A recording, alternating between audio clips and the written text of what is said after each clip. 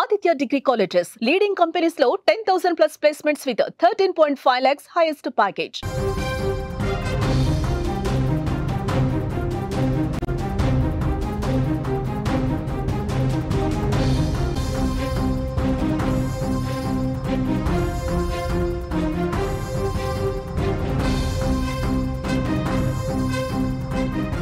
ప్రకాశం జిల్లా లింగోజిపల్లిలో జరిగిన లక్షిత్ మృతిపైన ఇంకా అనుమానాలు కొనసాగుతూనే ఉన్నాయి.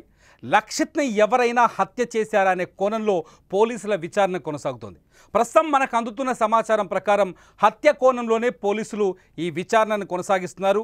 లక్షిత్ కుటుంబ సభ్యులు కూడా బలంగా చాలా స్పష్టంగా ఆరోపిస్తున్నారు, తమ బిడ్డని కావాలనే కొందరు వ్యక్తులు కిడ్నాప్ చేసి హత్య చేశారని అనుమానిస్తున్నారు.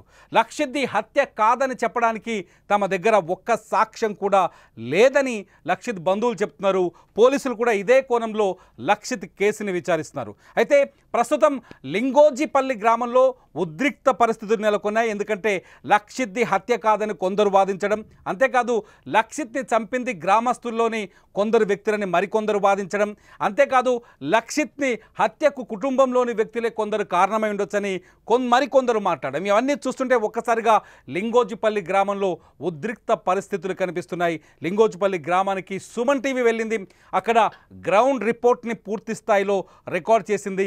లక్షిత్ మరణానికి గల కారణాలని ఎంక్వైరీ చేసే ప్రయత్నం చేసింది. సుమన్ టీవీ ప్రతినిధి కిరణ్ లింగోజిపల్లి గ్రామంలో ఉదయం నుంచి వివిధ వ్యక్తులతో మాట్లాడాడు. అట్లాగే ఎక్కడైతే లక్షిత్ డెడ్ బాడీ దొరికిందో ఆ ప్రాంతానికి కూడా వెళ్ళి లక్షిత్ ఎలా వెళ్ళాడు, ఆ ప్రాంతానికి వెళ్ళిన ప్లేస్కి, అట్లాగే లక్షిత్ ఏ ప్రాంతానికైతే ఎక్కడైతే డెడ్ బాడీగా దొరికిండో ఆ లక్షిత్ ఏ దారి గుండా వెళ్ళాడో ఆ దారిని కూడా కనిపెట్టే ప్రయత్నం చేశాడు సుమన్ టీవీ ప్రతినిధి కిరణ్. ఒకసారి ఆ విజువల్స్ అన్నీ చూద్దాం. లక్షిత్ సంబంధించిన విలేజ్లో లక్షిత్ ఎలా వెళ్ళాడని చెప్పే విజువల్స్ సుమన్ టీవీ స్క్రీన్లో మీరు చూడొచ్చు. ప్రస్తుతానికి లక్షిత్ కుటుంబ సభ్యుల విజువల్స్ చూస్తున్నారు. వాళ్ళు నిన్న పోలీసుల ముందు ఆ గ్రామస్తులు, లింగోజిపల్లి గ్రామస్తులు ధర్నా చేస్తున్న విజువల్స్. నిజానికి ఇప్పుడు మీరు స్క్రీన్లో కనిపిస్తున్న ఈ విజువల్స్ చూస్తే మీకు అర్థమవుతుంది, ఈ దారిలోనే లక్షిత్ లింగోజిపల్లి గ్రామం నుంచి సూరేపల్లి గ్రామం వైపు నడుచుకుంటూ వెళ్ళి ఉండొచ్చనే ఒక అనుమానం కలుగుతుంది. నిజానికి లక్షిత్ లింగోజిపల్లి గ్రామంలో అదృశ్యమయ్యాడు. ఆ తర్వాత 2 రోజుల తర్వాత అంటే 8వ తేదీ ఉదయం 11 గంటలకు లక్షిత్ లింగోజిపల్లి గ్రామంలో అంగన్వాడీలో నిద్రిస్తున్నట్టుగా అక్కడ ఉన్న వాళ్ళందరూ భావించారు. అంగన్వాడీ కేంద్రం నుంచే అదృశ్యమయ్యాడు. ఇది మొదటి పాయింట్. అయితే ఆ తర్వాత 2 రోజులు వెతికారు, బుధవారం అంతా వెతికారు. గురువారం ఉదయం ఇదే లింగోజిపల్లి గ్రామానికి దాదాపు 2.5 కిలోమీటర్లు, దాదాపు 3 కిలోమీటర్ల దూరం ఉంది ఆ ప్రాంతం. 3 కిలోమీటర్ల దూరంలో మీరు చూస్తున్న దారిలో సుమన్ టీవీ కెమెరా మీకు విజువల్స్ చూపిస్తుంది, ఎక్స్క్లూజివ్ విజువల్స్. ఇది సూరేపల్లి గ్రామానికి వెళ్ళే దారి. ఇంత దూరం లక్షిత్ ఎలా నడుచుకుంటూ వెళ్ళాడు, లక్షిత్ ఎలా ఈ దారి గుండా వెళ్ళాడనే ప్రశ్న కలుగుతుంది. ఆ సూరేపల్లి గ్రామానికి అంటే అంగన్వాడీ కేంద్రానికి దాదాపు 3 కిలోమీటర్ల దూరంలో గురువారం ఉదయం డెడ్ బాడీగా కనిపించాడు. చాలా స్పష్టంగా అక్కడున్న లింగోజిపల్లి గ్రామస్తులందరితో మాట్లాడితే చాలా స్పష్టంగా ఒకటే ఆరోపణ చేస్తున్నారు, ఖచ్చితంగా లక్షిత్ని కొందరు టార్గెట్ చేసి హత్య చేసి ఉంటారని లింగోజిపల్లి గ్రామస్తులు చెప్తున్నారు. లింగోజిపల్లి గ్రామస్తులు అనేక రకాల డౌట్స్ను కూడా బయటకు వ్యక్తం చేస్తున్నారు. సుమన్ టీవీ వెళ్ళి వాళ్ళతో మాట్లాడినప్పుడు ఇది ఖచ్చితంగా లక్షిత్ హత్యే అని చాలా బలంగా లింగోజిపల్లి గ్రామస్తులు ఆరోపిస్తున్నారు. ఎందుకంటే డెడ్ బాడీ దొరికిన ప్రాంతంలో ముందు రోజు అంటే బుధవారం రోజు ఆ ప్రాంతంలో కూడా ఈ గ్రామస్తులు వెళ్ళి లక్షిత్ కోసం గాలించారు, కానీ అక్కడ ఎటువంటి ఆధారాలు దొరకలేదు. గురువారం నాడు మళ్ళీ నెక్స్ట్ రోజు ఉదయం అక్కడికి వెళ్ళేసరికి అక్కడ లక్షిత్ డెడ్ బాడీ పడిపోయింది. మనకు దారంగా కాళ్ళకి తాడులా కనిపించిందంతా లక్షిత్ మొన గొలుసు అంటారు, అంటే వెండితో తయారు చేసిన మోత అది గొలుసు. ఆ గొలుసు అది దారం కాదు, అతని కాళ్ళకి ఎవరు ఎటువంటి తాడు కట్టలేదు. లక్షిత్ బోర్లా బొక్కల పడిపోయి డెడ్ బాడీగా కనిపించాడు అని చెప్పేసి గ్రామస్తులు చెప్తున్నారు. అసలు లింగోజిపల్లి గ్రామస్తుల ఒపీనియన్ ఏంటో, ఆ విలేజర్స్ ఒపీనియన్ ఏంటో ఒక్కసారి సుమన్ టీవీతో మాట్లాడారు. ఒకసారి ఆ ఒపీనియన్ మీరు వినండి. అవన్నీ తప్పు మాటలు సార్, కావాల్సి పక్కా ప్లాన్గా ఎవరో ఒకళ్ళు తీసుకుపోయిండ్రు. ఇది అది కాన్ రాకుండా చేసిండ్రు. కానీ 3 రోజులు మేము రేయిబోగులు తిరిగితే కాండ్రాని పిల్లోడు మళ్ళీ 3వ రోజు కనపడ్డాడు. ఇది పక్కగా అనుకున్న ప్రకారమే మర్డర్ చేసిరు. అభం సుబంధి అని మాటలు రాని పిల్లోడిని చేసిందంటే వాళ్ళను వదిలిపెట్టొద్దు. ఆ చంద్రబాబు నాయుడు కూడా దండం పెట్టి చెప్తున్నా, ఆ వ్యక్తిని బయటికి తీసుకొచ్చి శిక్షించాలని, అతనికి శిక్ష పడాలని కోరుకుంటున్నా. పోయిందంట సారు, ఆ షేనామ పోయిందంట, అది దొల్లాడు ఆడ, ఆ రోజు లేడు. మరుసనాడు మళ్ళీ మనుషులు తీసుకొని ఆమె పోయింది ఆడట. పోయారకు ఆడ ఉన్నాడు పిల్లగాడు, కళ్ళమ్మ నీళ్ళు పడుతున్నాయండి. 2 రోజులు బాలు బతికే ఉన్నాడు, తిరుగుతూనే ఉన్నాడు, ఎవరు గమనించలేదు. కనిపించలేదు బాబు. అదే ఎవరైనా దాపెట్టి పిల్లోని దాపెట్టే సార్ ఆ పని చేసింది, దాపెట్టే సార్ ఆ పని చేసింది. ఇది లక్షిత్ గురించి ఆ ఊరి లింగోజిపల్లి గ్రామస్తులు చెప్పిన మాట. అంటే లక్షిత్ని ఖచ్చితంగా కొందరు వ్యక్తులు అంగన్వాడీ నుంచి లక్షిత్ని కిడ్నాప్ చేశారు, లేకపోతే ఎత్తుకెళ్లారు. 2 డేస్ 2 రోజులు దాచిపెట్టిన తర్వాత హత్య చేసి డెడ్ బాడీని ఆ పంట పొలాల్లో పడేసి వెళ్ళిపోయారని గ్రామస్తులు చెప్తున్నారు. మనతో మాట్లాడిన వాళ్ళంతా, సుమన్ టీవీతో మాట్లాడిన వాళ్ళంతా ఆ రోజు అంటే మంగళవారం ఉదయం నుంచి గురువారం ఉదయం వరకు లక్షిత్ కోసం గాలించిన వాళ్ళు, వెతికిన వాళ్ళు కూడా. మంగళవారం రోజు లక్షిత్ ఉదయం 11 గంటలకు అంగన్వాడీ కేంద్రంలో 11 గంటల వరకు ఉన్నాడు. అంగన్వాడీలో పనిచేసే ఒక ఆయాకి లక్షిత్కి పరిచయం ఉంది. ఆయాని చూస్తూ ఆయా వెంటే తిరిగేవాడు లక్షిత్. ఆ ఆయా ఊర్లో గుడ్లు పంచేందుకు వెళ్ళింది. ఇటువంటి పిల్లలకి గుడ్లు పౌష్టికాహారాన్ని పంచే ప్రోగ్రాం ఒకటి ఉంది. ఈ నేపథ్యంలో ఆయా లక్షిత్ ఫ్యామిలీ దగ్గరికి వచ్చింది. లక్షిత్ని వెంటేసుకొని ఉదయం ఒకసారి గుడ్లు పంచేసింది. అతనికి కళ్ళు మూసుకుపోవడం, నిద్రకు రావడంతో లక్షిత్ని మళ్ళీ తీసుకొచ్చి అంగన్వాడీ కేంద్రంలో వదిలేసింది. వెళ్తూ అంగన్వాడీ టీచర్ ఎవరైతే అక్కడ టీచర్గా ఉంటారో అంగన్వాడీ టీచర్కి లక్షిత్ గురించి చెప్పేసి వెళ్ళింది. లక్షిత్ నిద్రపోతున్నాడు, అతను చూసుకోమని. నిజానికి అంగన్వాడీ కేంద్రంలో కేవలం 6 పిల్లలే ఉన్నారు లక్షిత్తో పాటు. నిన్న అన్నారు కొందరు వ్యక్తులు లక్షిత్ ఒక కుర్రాడి చెయ్యి కొరికి పారిపోయాడు. నిజానికి చెయ్యి కొరికి పారిపోవడం అనేది పచ్చి అబద్ధమని అర్థమవుతుంది. అక్కడ చెయ్యి కొరకాల్సిన అవసరం లక్షిత్కి లేదు. లక్షిత్ అదృశ్యమయ్యే కొన్ని నిమిషాల ముందు వరకు మనకున్న గ్రౌండ్ రిపోర్ట్ ప్రకారం లక్షిత్ అంగన్వాడీ కేంద్రంలో నిద్రపోతున్నట్టుగానే తెలుసు. ఆయా చెప్పే మాటలు వింటే ఈ విషయం మీకు చాలా స్పష్టంగా అర్థమవుతుంది.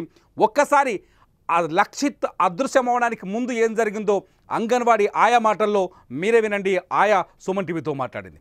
వచ్చేసరికి 1/2 గంట అలాగైంది. వస్తే బాబు ఆ ప్లేస్లో లేడు. మేడం బాబు వేడు మేడం అనేసి అడిగితే బాబు నీ వెనకాల వచ్చాడు కృష్ణకుమారి అనేసి. నా వెనకాల ఎలాగొస్తాడండి, మీకు చెప్పాను కదా బాబు బయటకు వస్తాడు, నిద్రకు వచ్చాడు పడుకోబెట్టమని. అంటే ఇంక నీతోనే వచ్చాడు కదా, నువ్వు తీసుకెళ్ళావు అనుకున్నాను అని.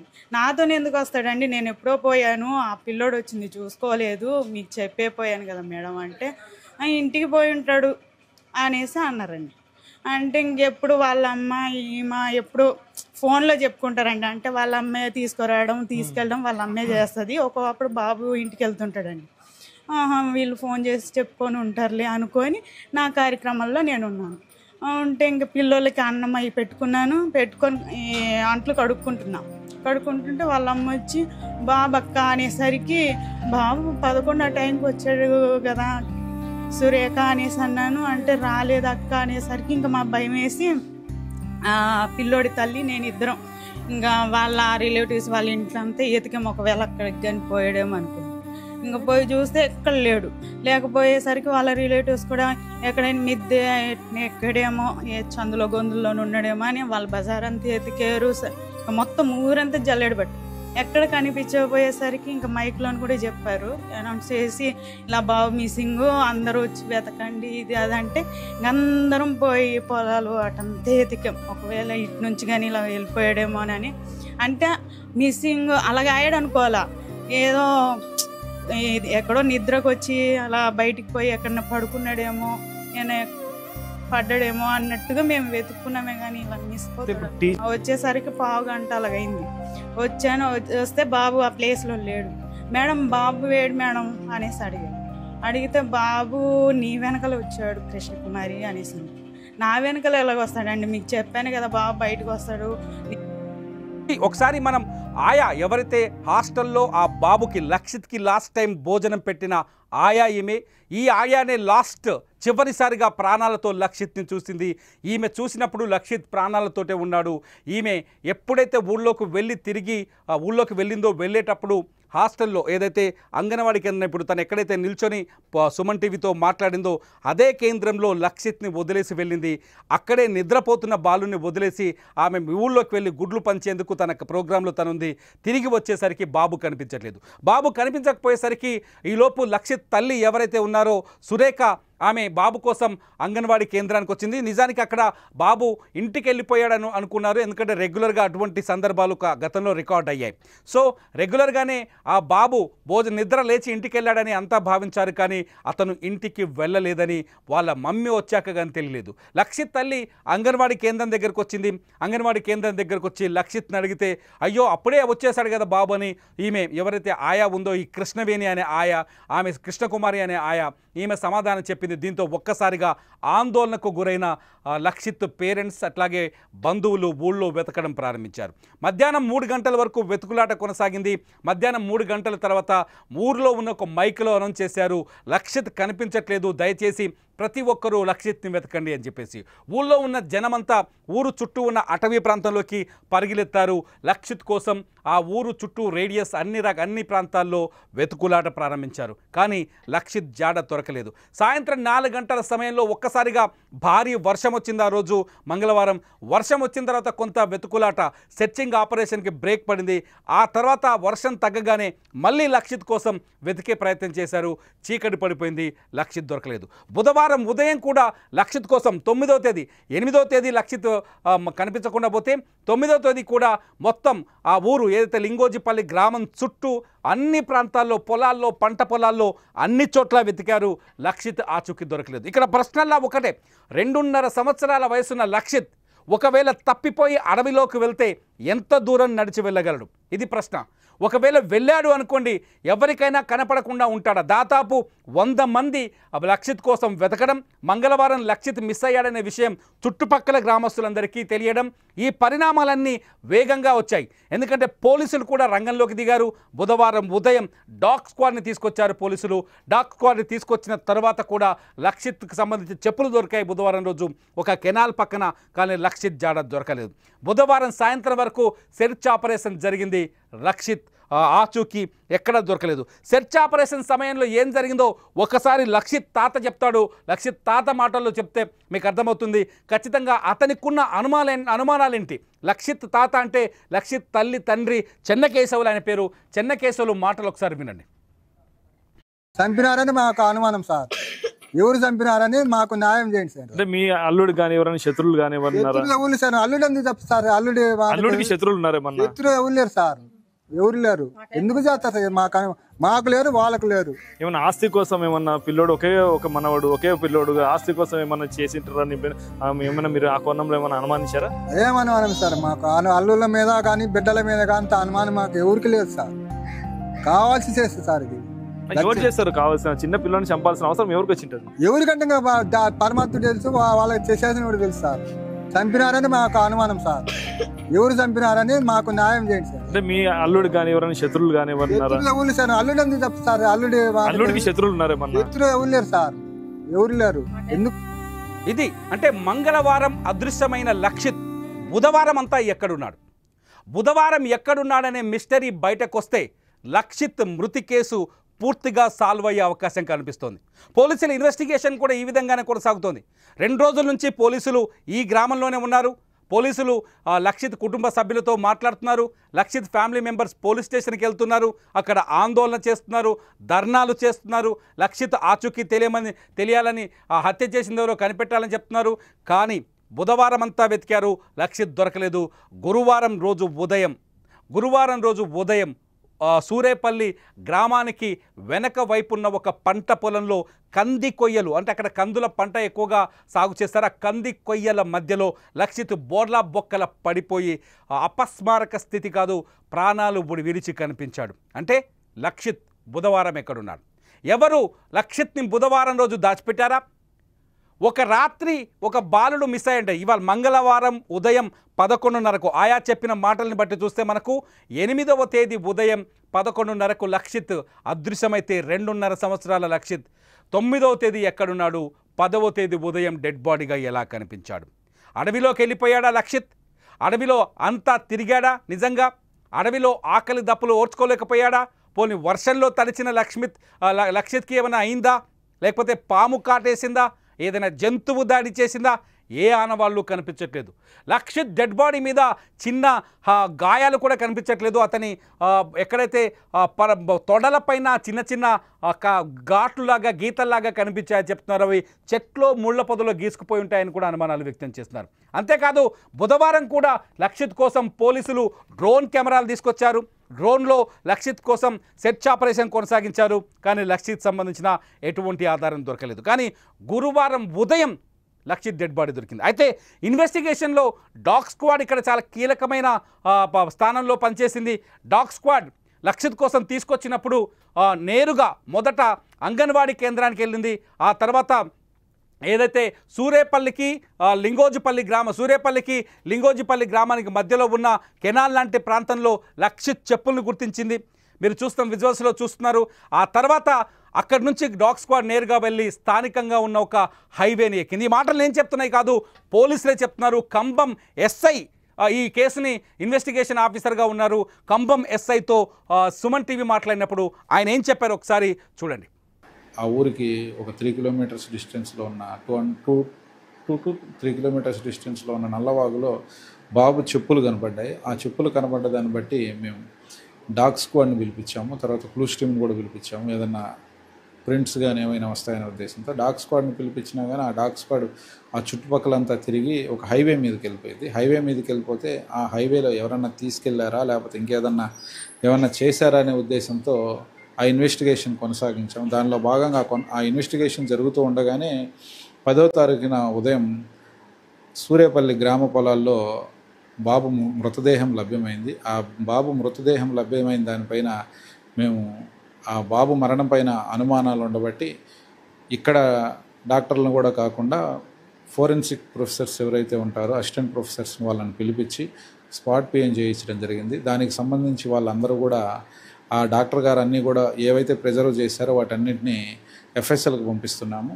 ఆ ఎఫ్ఎస్ఎల్కి పంపిస్తే ఆ వచ్చే రిపోర్ట్స్ని బట్టి అలాగే ఫర్దర్గా మా ఇన్వెస్టిగేషన్లో ఏవైతే ఉంటాయో అవన్నీ కంప్లీట్ చేసిన తర్వాత ఇన్వెస్టిగేషన్ అంతా కంప్లీట్ చేసి ఆ బాబు మరణానికి సంబంధించి ఎవరైతే కారకులు ఉంటారో ఏం చేస్తుంటారో వాళ్ళందరి మీద కూడా కఠిన చర్యలు తీసుకోవడం జరుగుతుంది.